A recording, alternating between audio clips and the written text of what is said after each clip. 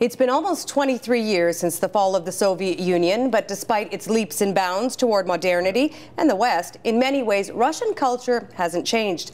Today sees a country grappling with this paradox of Russia then and Russia now. So with this in mind, tonight we ask, what makes Russians Russian?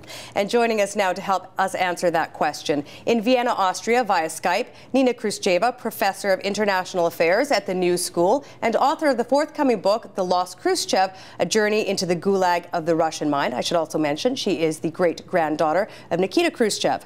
In Tucson, Arizona, Konstantin Kliuchkin, Professor of Russian at Pomona College.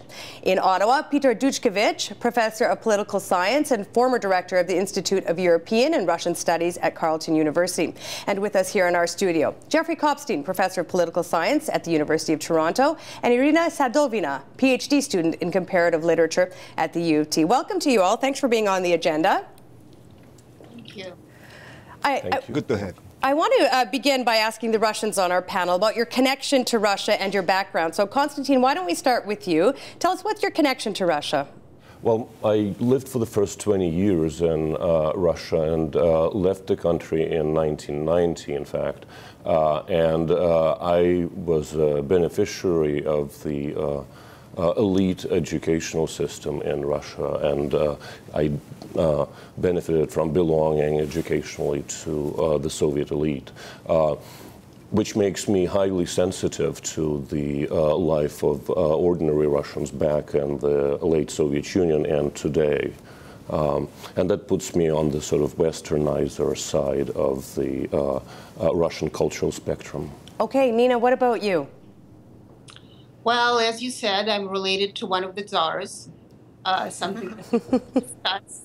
So here I am. Also, I write about Russia, I work on Russia, and one of the things that I did in trying to sort of help Russia to become more Western, I did write a book on Vladimir Nabokov that I think we're also going to discuss later today, the Russian writer, the author of Lolita. And my argument is that if all Russians read Vladimir Nabokov a certain way, Russia would get more than westernized in no time.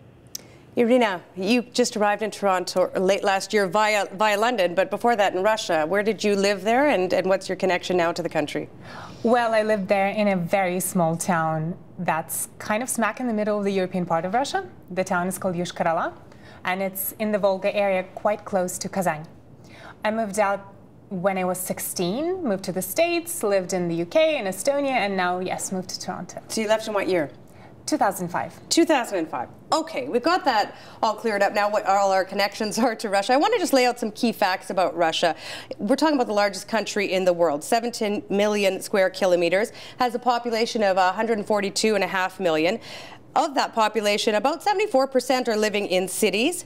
The average age in Russia, 42 years old, just about. And the GDP per capita, $18,000. That is US dollars measured in 2012 dollars. Compare that to Canada, which is about $42,000. Okay, Jeff. Country, largest in the world, population of 142.5 million, covering more than 1/9 of the Earth's surface. To what extent, I mean, we're trying to have this conversation about Russian identity, but to what extent can we have that conversation? A single Russian identity. Well, the Russian identity, it's interesting. It's actually split in many ways. It's split between, as one of our other guests said, between people who, for the last 150 years, have considered Russia's mission really to join the West, right? Because Russia, for a whole host of reasons, was about a century behind in its economic and even political development behind the West. And a big part of the Russian public sphere wanted to join the West. Others said, no, really, Russia's special, it's different, its future really belongs to the countryside, to the Orthodox Church, to a kind of a hierarchical structure.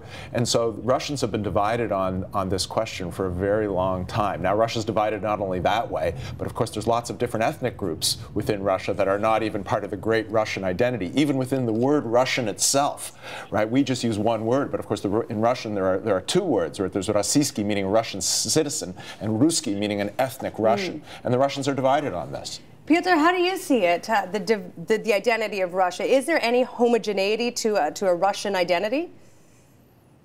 I don't think so. Russia is a typical multinational, multicultural society, but following Jeff, I would like to say that some would say that Russia, there are two Russias, one flying Russia in the private jets, and there is another Russia, which is much poorer, much sober, and living their lives. The sociologists will tell you that there are three Russians, one modernized, and one archaic, and one in between. So there is no one Russian identity, I think so. Konstantin, what about you? How would you describe a Russian identity? I would like to say that there, in fact, is a Russian identity, although it's not really ethnic. I would identify as a Russian, although I have no I have no Russian blood. I would identify that as a Russian by language and by also certain social practices. And I think the Russian identity lies in a certain kind of collectivity. It lies in extended families, in personal connections with friends and neighbors, rather than mediated connections, individualism and consumption. These are not one or the other. It's just the Russian identity tends toward those forms of collectivity. And I think it's also, it also shares a sense of trauma, historical trauma, and a sense also of resistance to the difficult natural conditions, different political conditions. So trauma, resistance, pride in a kind of survivalist community, and certain forms of collectivity do fashion Russian national identity, although it is not ethnically Russian. It's highly mixed ethnically. You know, Jeff made the point earlier about the split between Westernizers and Slavophiles. I mean, how important is that East-West identity difference in Russia, Konstantin? I would say that we want to be careful defining the East. What the West is fairly clear. It's the society of individual consumption in a very formulaic and a very crude definition. But the East, in the Russian sense, it's about privileging forms of personal sociality over, say, individualist consumption.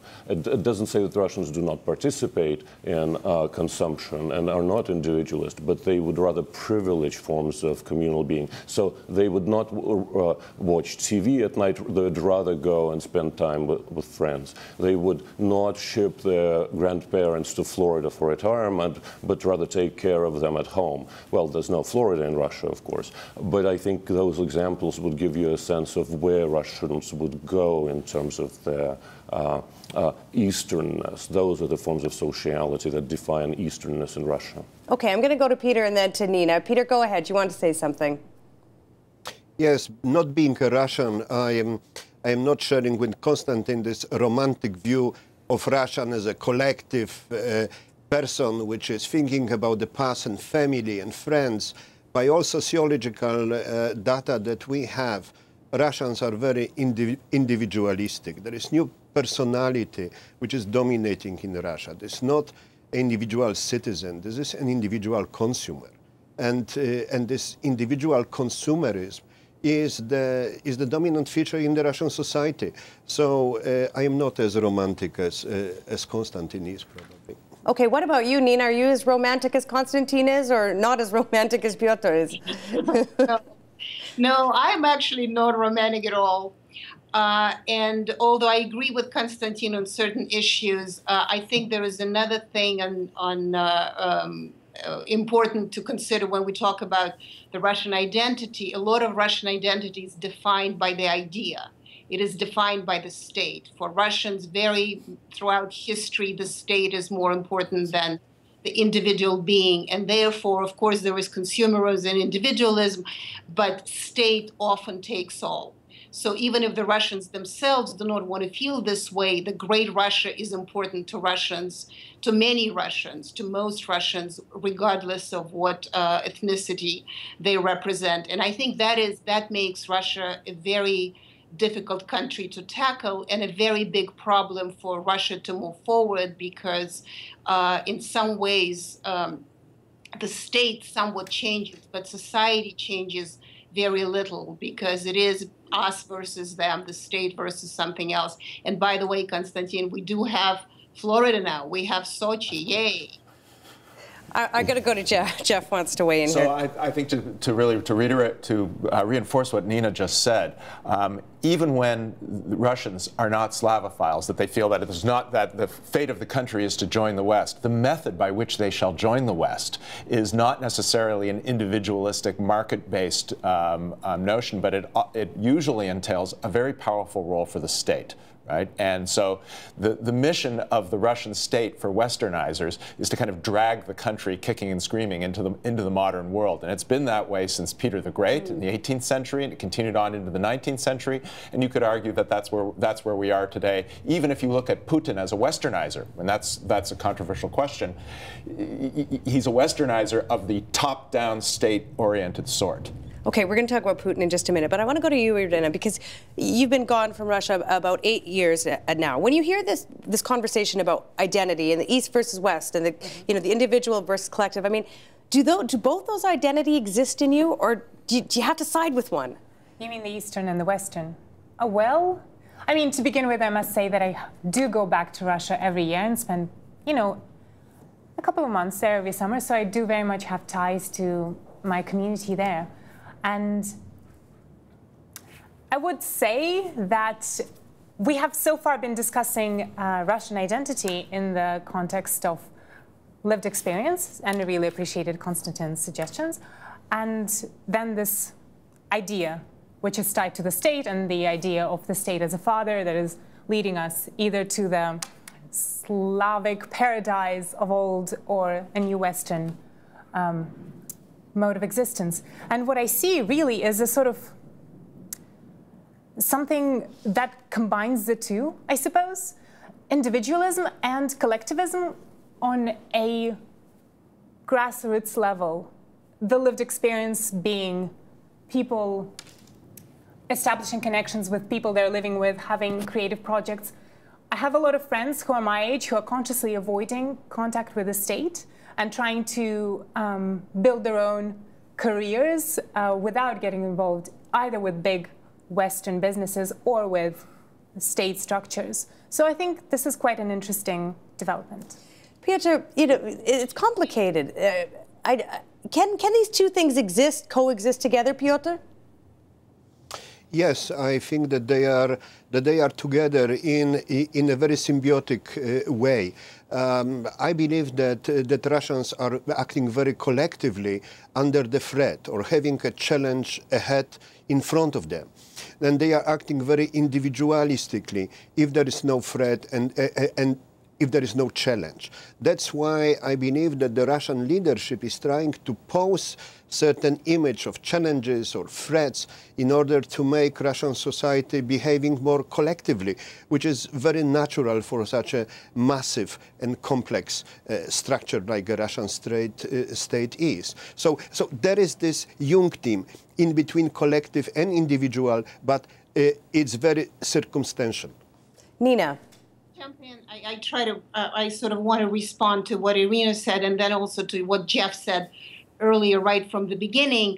When we talk about the West identity, the Russian identity, I think what really defines Russia in more than anything when we talk about Russian civilization is that Russia actually is the un-West. It's not a separate civilization. Seriously, if you look at anything that Russia stands for, even today, Russia always tries to define itself by what the West is not, which makes it a very strangely Western civilization, but the un-West. And I think once again, the problem of Russia to move forward is that this is the country that defines itself through a negative value. Okay. I want to bring up some photos of the Russian president, Vladimir Putin. So take a look at these. There he is, bare-chested, riding a horse. We have another one coming up, which is him, again, bare-chested, clutching a rifle. I mean, these would be unusual photos by any Western leader. We wouldn't see it. And at the same time, Vladimir Putin has a 65% approval rating, which any Western leader would really envy and want. Konstantin, let me begin with you on this one. I mean, how much does Putin's image as a strong, masculine figure really appeal to Russians? I think it does. It works in two ways. I think on one hand, it represents a kind of robust masculinity that certainly has positive connotations for anyone who is about 60 and is living an active lifestyle. On the other hand, there's no doubt that his behavior is perceived as histrionic. And that kind of tension is highly problematic in a figure that certainly represents symbolically both not only masculinity in Russia but also the nation, and I think Russians are uncomfortable to some degree with those images, but to another degree they also kind of believe that that masculinity is somehow viable. Nina, I mean, I think almost everyone in the West finds these images, I mean, kind of strange at best. Does it work in Russia? I mean, is it sort of deliberate, strategic on Putin's part to come across as masculine and like the strong man? Does it appeal to Russians and make them feel like, hey, I'm the guy in control? Well, it certainly does and did, but he overdid it. I mean, he's been doing this for almost 15 years. At the beginning, when he appeared after Boris Yeltsin, who was very feeble, often drunk, so that kind of the resurgent Russia, the Putin Russia, that really gave a very nice, he was sort of a James Bond of contemporary Russia. We never had heroes like that. I mean, we never had a Russian president who would also be somewhat of a Daniel Craig type. So that was very appealing, but he overdid it. Like all propaganda, the more, once you do it too much of the same, really it starting backfire. You gave 65% of Putin's approval rating, but it actually has been going down. And in its Tsar culture, which is still a Tsar culture, 65 or 60%, actually it's going below 50 now, is very, very little, because Putin just 5, 6, 7 years ago, he enjoyed 82, 85%. That was a big number. One of the things that I think he really did not well is that his friend Silvio Berlusconi suggested a couple of years ago that Putin should have a facelift, which he did in 2010. And I think it really went downhill from there, because whatever works in Sardinia, where Berlusconi often is, really does not work in Siberia. And I really connect the fact that he no longer looks in this traditional Russian strongman way, but does have kind of a little bit of Elizabeth Taylor facelift kind of way. And it really, really, really hurt his image, apart from many other things. But perceptions are as important as facts, and that perception really did not work well for him at all. Piotr, you want to comment on Putin's facelift? I believe that there is another layer to this discussion, because there are some political cultures, and Russian political culture, like American political culture, they love to have a charismatic leadership. And but in this case, there's a specific Russian case that charisma did not come with the person. Vladimir Putin, as a KGB colonel, had no charisma, but he became charismatic leaders because charisma came with the office. So this is very, very interesting phenomena in the Russian political culture, that you can create a charismatic leader out of being a president of the Russian Federation. Some of my sociologist colleagues are saying that by virtue of being the president, if she or he will not say nothing during the electoral campaign, she or he will get 30 to 35% of votes.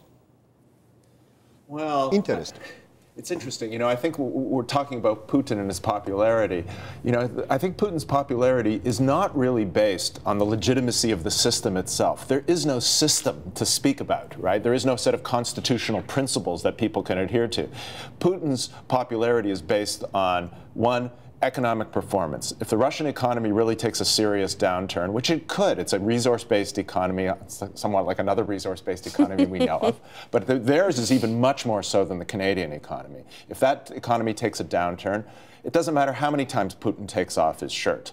He's going to lose even more popularity. And secondly, as Piotr just said, if you actually had fair access to television on behalf of the opposition, you give me some money, and I could make some commercials which would take away Putin's popularity very quickly. One of the, not all of it perhaps, but a lot of it. One of my favorite computer images is one of those with Putin with his shirt off, is with Putin on a Harley Davidson with Rob Ford sitting right behind him. And so if you would allow television to be used to ridicule Putin, and this is a character who's screaming to be ridiculed, right? If they actually allowed this, he's already lost support among the intelligentsia. If you could broaden that kind of ridicule-style attack against him, I think he'd lose even more. So I think you have to take these 65% numbers with a grain of salt. It's 65% under conditions of almost a political dictatorship. Okay, well, let's ask you. It comes from a different generation than the rest of our guests. What do young Russians think of Vladimir Putin? I think it varies quite a bit. The ridicule campaign that you were talking about I think, has been launched for a while now and is like well underway on the internet. There are, for example, these images of Putin transitioning into a sort of terrestrial-looking creature based on the whole facelift thing. Yeah, but I also find images of Putin riding his horse in beautiful Slavic-style neo-pagan environments, which is another way of connecting with the image and reinterpreting it for whichever purposes this particular group or creator of this meme has. So I do think that there's also this element of projection. If the role of the Tsar or the president is a sort of placeholder that Putin is occupying and using to construct his own charisma, it also always attracts projections that are completely outside of this, if that makes sense. Okay, got it. Understood. Not sure how Russians are feeling split, like we all are in Canada about politicians and in America as well. Okay, I want to read one more thing for you right now. Dostoevsky wrote this. It was his last piece of writing ever published in 1881. For the people, the Tsar is not an external power, he wrote, not the power of some conqueror, but a power of all the people, and all unifying power the people themselves desired. Piotr, let me start with you. 130 plus years later, does this describe some of the Russian people's relationship with Putin? It's a deeper layer of history. Since 15th century, Russia's unifying principle was to add lands, different ethnic lands to the empire. And therefore, Russia did not experience the period of being a national state. There was nothing like national state in the case of Russian history. And therefore, the emperor, the ruler, personality, strong personality, embodied the being of the empire. And it's very deep in the Russian psychology. It's very deep in the Russian political culture, and therefore Putin is to a certain extent, like any Russian president will be or will be the continuity to a certain extent of this historical pattern. When the Russians in their own empire were always a minority. And therefore, it's supposed to be a strong ruler to prevent the disintegration of the empire. And still to this end, the integrity of the Russian land is the sacrosanct element of the Russian thinking about the elite and about the president. Jeff, what do you think of that? I think Piotr's onto something. I mean, it's interesting. My grandfather died in 1994, and he was a Russian Jew, Russian speaker, and he made predictions about what would happen after communism. And he made predictions about many different countries, but one of the things he said is the Russians will go run back to a czar. And in some ways, of course, as you implied, he was on to something. In other ways, I don't think he was. That the Russians are not the same people that they were 150 years ago or 100 years ago. They're really a different people. They demand things from their rulers. That Putin does not have the legitimacy of the Tsar, which had the full force of the church and God and the notion of a father figure. Putin really doesn't try to cultivate that. He cultivates something else. He cultivates the man of action, the man of intrigue, the man of power. He seems to be much more like a Latin American strongman than the image of the good father, the good Tsar, the Tsar father. And so I think he doesn't really have that. I mean, Putin's had a very good 2 years. That's what I want to say. He's had an excellent last 2 years. And 2 years ago, it didn't look like that. 2 years ago, it looked like he'd bet on the wrong country, on Syria. Right? Now it looks like he saved the day on Syria. 2 years ago, he had these big opponents in jail. He's just let some of them out. 2 years ago, it looked like the Sochi Olympics were going to be a disaster. It doesn't look that way now. That's possibly because the expectations are set so low. But even with all of that, he still seems to be the kind of Latin American dictator than he does to be the old Russian Tsar. I don't think you can project Dostoevsky forward like that. It just doesn't make any sense to me. Konstantin, is the Dostoevsky quote relevant today when you apply it to Putin? I tend to agree with Jeff on this issue. I think it's, if it is relevant, it's relevant in a radically different way. And I would like to follow up on what Irina said about the experience of Russian people on the ground. And this is what I'm also interested in. And I think Irina is absolutely right that the Russian communities on the ground are skeptical of leadership, are distanced and ironic with regard to leadership. But nonetheless, Putin does symbolize to them certain aspects of their lives. So we want to think of how Putin symbolizes the problems and challenges of the Russian society today. And the ambivalence of the Putin figure is what represents, I think, the experience of ambivalence on the ground in Russia. That there are certain achievements, there is an appearance of robustness, but at the end of the day, it seems to be highly suspect. And that ambivalence, I think, corresponds to the experience of the Russian society that does not see Putin in those 19th century terms that Dostoevsky suggested. Nina, Konstantin suggests this distance between the average Russian and their views of Putin. I mean, are Russians apathetic about their leadership or just distant from it? Well, they're apathetic about their leadership, although they were not. They have been less apathetic about it in the last 2 years. They are distant from it. You can always not always, often hear from the Russians, us and them. So it always sort of, there's somebody else responsible, or we live in a different country. There's a divide, or used to be a strong divide between the cities and the villages, sort of the peasants, not in a uneducated sense, but in a sense of a class. Then there was always a divide between the intelligentsia and the rest of them. So there's always this kind of divides, but Russia generally is an extreme country. It defines itself through various extremes, East versus West, us versus them, the Tsar versus the rest of us, and whatnot.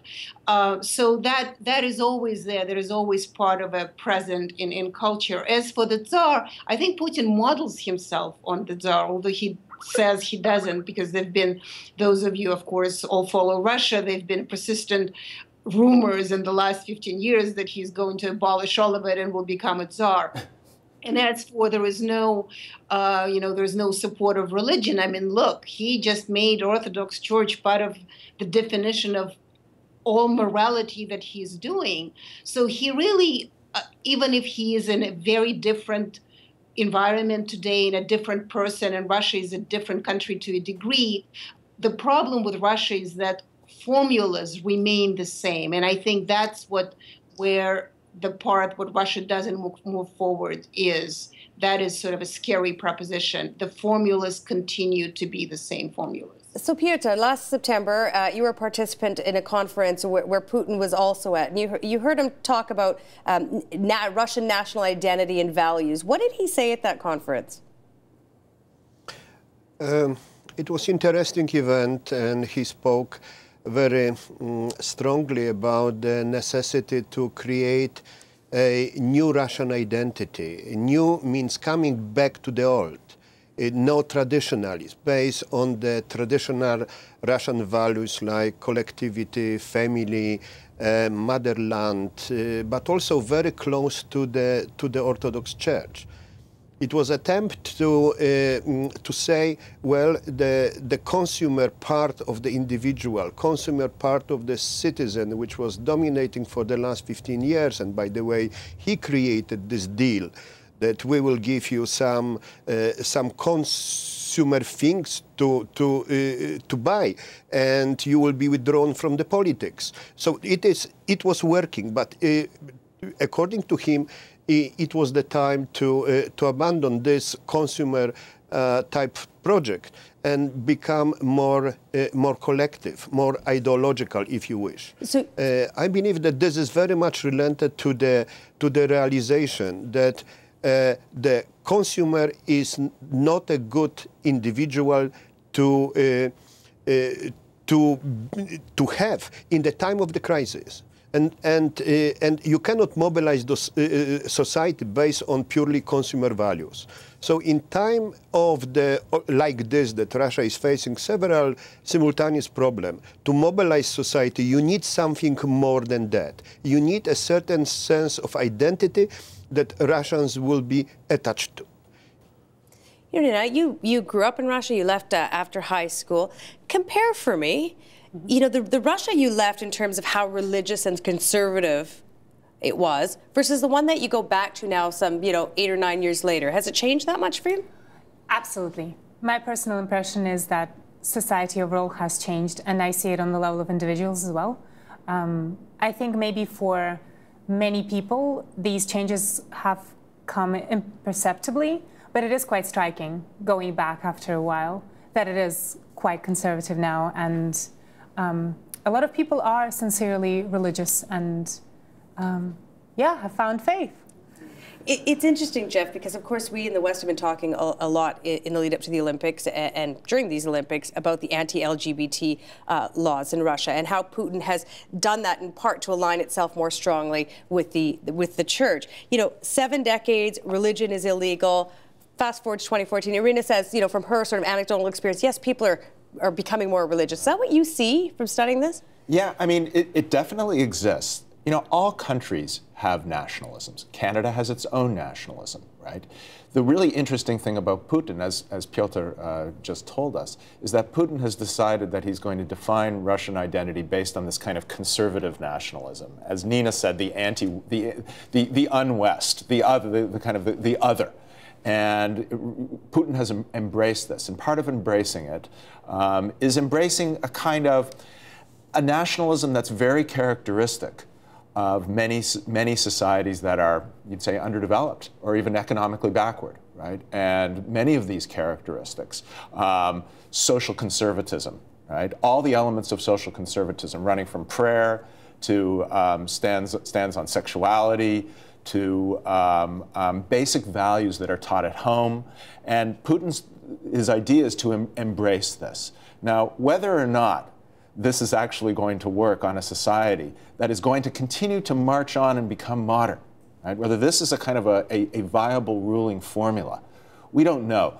We'll probably only know it after Putin leaves the scene. And now he's not slated to leave the scene anytime soon. No, 2018 at least at the earliest. At least. And the Russian institutions, that's the whole point. It's just Putin. The Constitution, the piece of paper that regulates this, it's not worth the piece of paper it's written on. Can you name one institution in Russia that you say will survive Putin's, for sure will say, will survive Putin's exit? You can't. The whole thing could be changed, right? Law doesn't actually matter all that much. It really all does come down to kind of a personalistic power. But he has devised this ruling formula, and it's based on a kind of a conservative nationalism. We don't know how long that can last in the modern world. It hasn't been that successful in other places. Pyotr, do you see it that way? Is this going to be successful or not? I believe that this is pretty shallow, no conservatism. There is a formation of another Russian myth, which is the high Russian religiosity. 80% of the Russians are saying that they belong to the Protestant church. To the Orthodox Church, I'm sorry. But, only 3% read the Bible, according to many polls. They are not observing all the rituals even. So there is a very shallow type of conservatism that I believe has a very short-lived conservatism, and it's very politically manipulated at the moment. So I I don't see this as a deeply rooted ideological new trend in Russia, and definitely secularism is growing among the urban population.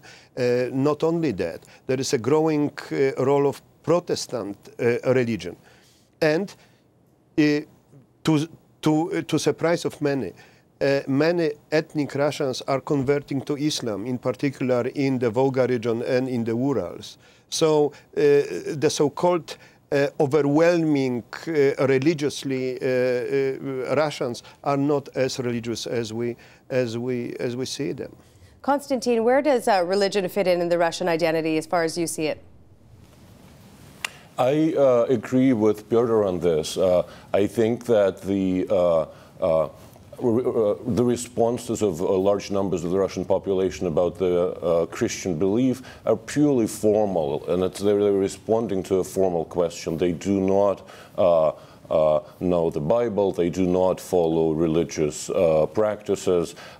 They might be socially conservative, but it's not really in a Christian key at all. And I believe that the recent policies of the Putin government, the recent laws such as the homophobic law, as well as the claims about the importance of Christianity to Russia, are purely superficial, except that they reflect a concern within the Kremlin about the economic stability of the country and the viability of the regime itself. So these are really historical signs of the challenges that the regime is experiencing. But the Russian population, although perhaps socially conservative and gradually more so, is not so in the Christian key, and I don't think it really is homophobic at the end of the day.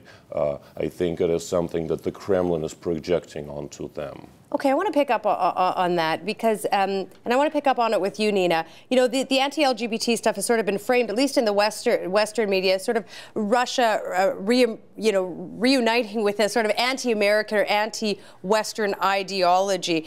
Is Russia once again sort of saying, you know what, we're not like them and we don't want to be like them at all? Is there a new anti-Americanism or anti-Westernism growing in Russia?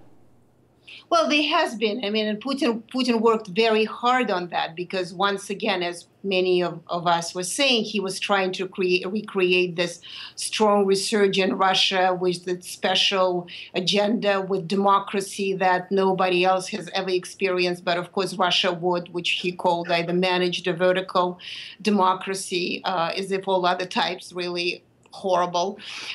So absolutely, there has been. But what I would like to introduce to this conversation, and I completely agree with Piotr and Konstantin and Jeff, what they were saying about religion, and it may be pervasive, but how deeply felt it is, that's a different question, because once again, Christian Orthodoxy is a religion of spirit, right? So you cannot really wear it on the sleeve. And Putin does wear it on the sleeve or on his wrist with the very expensive watches and praying and at the same time. So we do have this problem with Christmas and New Year because somehow we celebrate New Year during Lent, and yet doesn't seem to bother anybody because of the differences in calendar. So a lot of these things are pretty much a facade, sort of one of those Potemkin villages, Potemkin villages of sorts.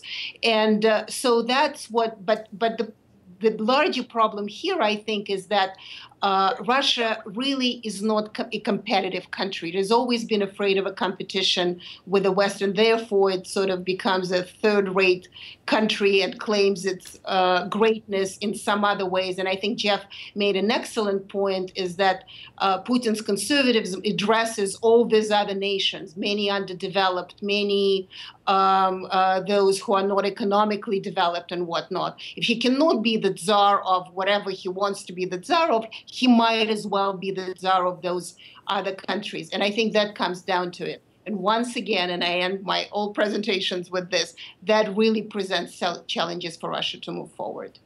Irina, I want to come back to you as the young person on our panel. Is there amongst your friends back in Russia this kind of anti-Western, anti-Americanism brewing amongst them? It's complicated.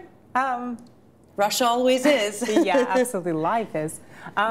Yeah, I mean, there are anti-Western sentiments, which oddly enough always come up in the form of a critique that the West addresses to itself. So, I mean, the anti-consumerist stance in Russia that I see among young people is basically parallel to what I hear my liberal leftist friends talk about in Toronto. But of course, I mean, there's always this West versus us, the un-West sort of dynamic going on. Yeah, I hope that, I mean, I don't want to give the impression that this is, that my friends are all completely anti-American. They all use the internet and, you know, fashion spreads just like this. They're wearing similar styles to people in New York and watching the same movies. And so I think it makes it problematic for Russian young people to position themselves as anti-Western, if that makes sense, this shared cultural space. And is the internet, I mean, pushing Russian identity further to the West, or is it sort of coming up with an identity of its own? I mean, it's very idiosyncratic. The Russian internet is a fascinating place. Yeah, I mean, it's got cultural rules that have developed over the past, you know, 10, 20 years. So it's, in its form, it looks a lot like, you know, the sort of websites we're familiar with, like Facebook and things like this. But the jokes and the sort of internet slang is very particular. Although I suppose the existence of jokes and the internet slang is in itself a global phenomenon. Okay, I want to read one more thing. This is from TELUS, which is an online journal. The Slavophile and Eurasianist vision of Russia as a distinct, separate civilization rests in large part on a way of life that no longer exists and cannot be recreated. Certainly not when the Russian village continues to be depopulated and Russians are full participants in a globalized consumer culture. Now, I know we've touched upon this in our conversation, but I want to pick up on that quote. Nina, let me begin with you. To what extent can Russia's past influence its future? Well, I mean, I actually don't think Russia has a future, basically. The only thing Russia has is the past. Because if our future keeps recycling the same paradigm of greatness, and I believe it does, that really presents serious questions for the future. So in some ways, as much as Russia is not what it used to be, it's still in many ways predicts or recycles or relives the same kind of formulas. And so I think that separate civilization, I think I addressed it earlier, I don't believe that Russia is a separate civilization. I think Russia's civilization is being defined by what the West is not. Even the creation of Russia, mythologically, the Norwegian princes came in and sort of tried to organize Russia, to bring order to Russia. How many centuries have we heard that? Somebody should come in and bring order to Russia. So I am very skeptical about this, and I want to just finish with a quick thought on the Russian Empire. I mean, yes, it did collapse, and it's not the same. The 20th century empire, the Soviet Empire, was not the same as 19th century, and today's Putin, as much as he wants to recreate it, it's not the same. Russia is too big to be a modern country. I mean, I know we're talking to Canadians, so you are big, and yet Russia is too big to be a modern country. It really, in order to define itself as a nation state in some legitimate manner, it really needs to collapse further. Interesting. Jeff, that's pretty dire. Nina just took a big swing at the fences there. That was I'm not so sure what Russia needs. Does Russia need to collapse? I mean, Putin, of course, famously argued that while he was he didn't like communism, the collapse of the Soviet Union was a tragedy of Nina, you can correct me if I'm wrong, of world historical importance. He kind of invoked kind of Hegel, and though I'm sure he's never read a word, but whether Russia actually needs to collapse further in order to get into the modern world, I don't know. I mean, I tend to think not. Big countries can make it, but where I think Nina's correct, the problems of big countries are always really big problems. I mean, Canada is a big country geographically, but has a relatively small population. When you're thinking about Russia, you really do need to think about countries like Brazil, like China, right, where it's very, very difficult to have free-flowing, freewheeling democracy in a place like China. Russia, in many ways today, what made Putin initially popular when he came to power in 2000 was the perception that the previous decade, the 1990s, was a decade of chaos, theft, robber baron capitalism, and he was popular for a little while because he seemed to rein in all of that, to provide order, to provide a semblance of wealth. But much of this was, of course, based on high oil prices. Now, energy prices are still very high, and so as long as those energy prices are high, Putin is probably going to be able to deliver. Now, he hasn't been delivering at the same rate as he could before, but it's still, there's something that he's delivering. I'm not sure I fully share Nina's pessimism about whether Russia as a unit can make it. You know, big countries have made it before. We're talking about slow, long-term processes. When you talk about succeeding or making it, you can't talk about 5 years. You can't talk about 10 years. The history of the West was a 100-year process or a 150-year process moving from agrarian to industrial society. And I think that's what we're talking about in Russia today. And it's great that we're coming in here and talking about it, but to the notion that somehow Putin or even after Putin is going to solve all of the problems of this gigantic country tomorrow, no, it's just not going to happen. Piotr. I would like to agree with Nina and disagree simultaneously. I believe that she's right by saying that many of the Russian problems are not rooted in the past. They are rooted very much in the future. There is no vision of the future. There is no clarity where Russia is going. And the leadership is not very clear about this as well. So, and the opposition is not very clear about this as well. So, that is the worry. It looks like no one is discussing the future in the meaningful way.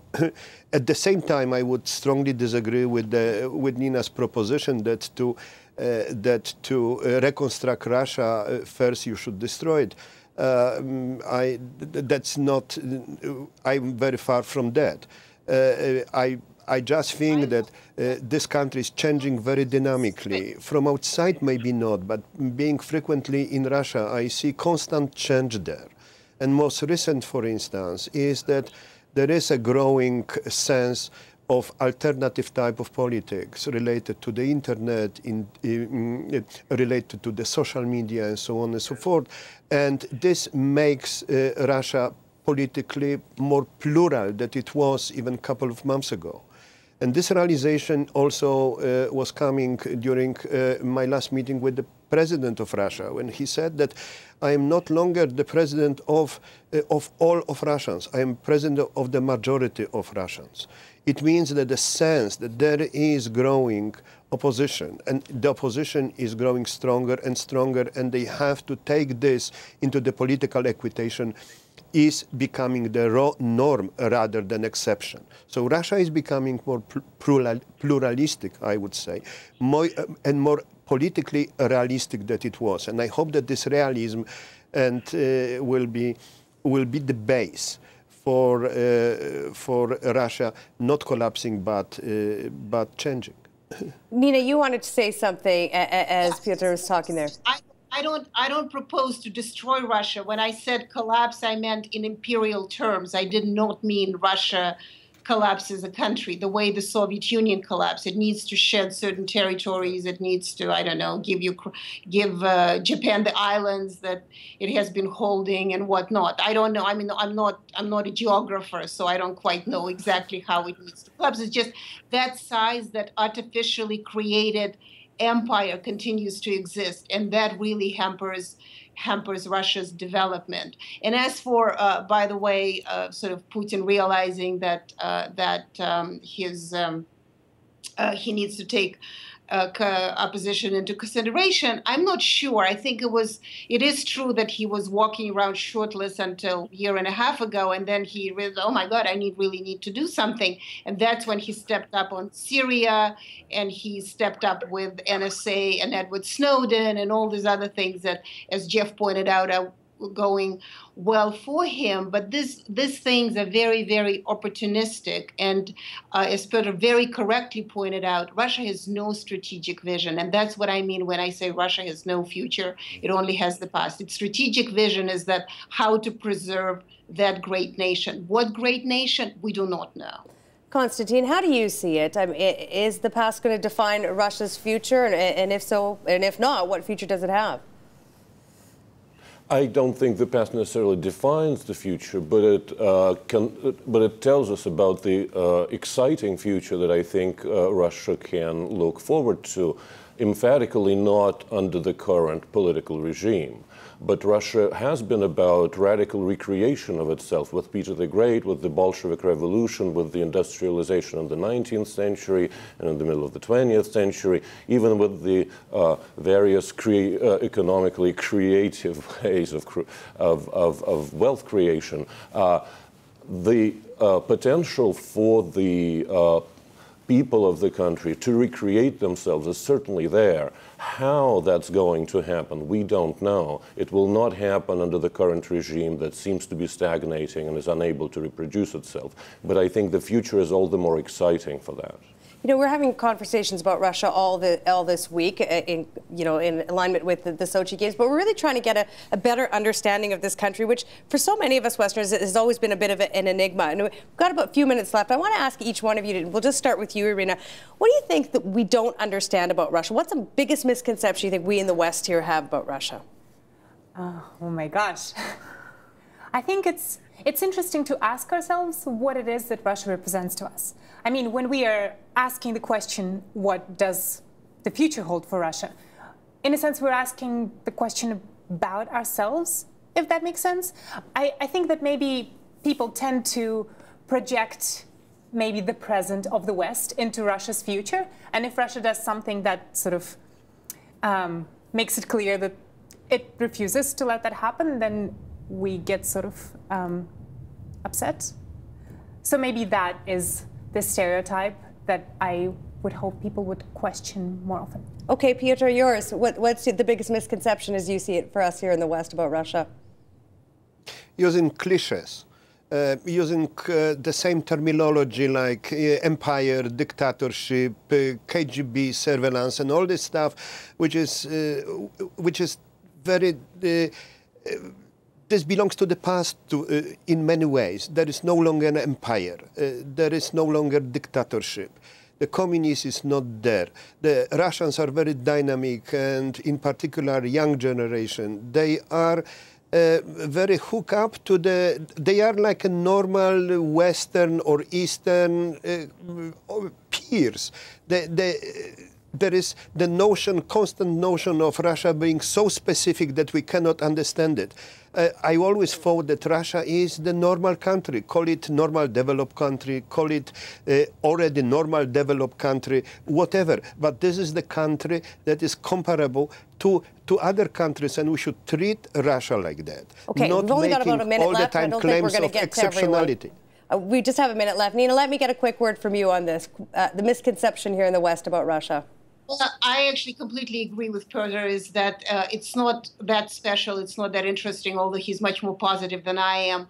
I think that once a country has a split personality disorder for centuries, after a while it's getting really, really boring. Jeff? Well, the only thing I will add that I think people in the West don't understand often how diverse Russia is as a country. It's only partially Russian, as we would normally understand it. It really, although Russian culture and Russian language are deeply influential and popular, there's so many people in Russia who don't define themselves as Russian. And I think in the years ahead, we're going to see more of that. Okay, Konstantin, I'm sorry not to get you in on this one. I want to thank all three of you, though, abroad for joining us. Konstantin, Piotr, and Nina, thank you for joining us. And to Jeff and Irina here in studio, thank you all. Thank you. Thank you very much. Thank you. Support Ontario's public television. Donate at tvo.org.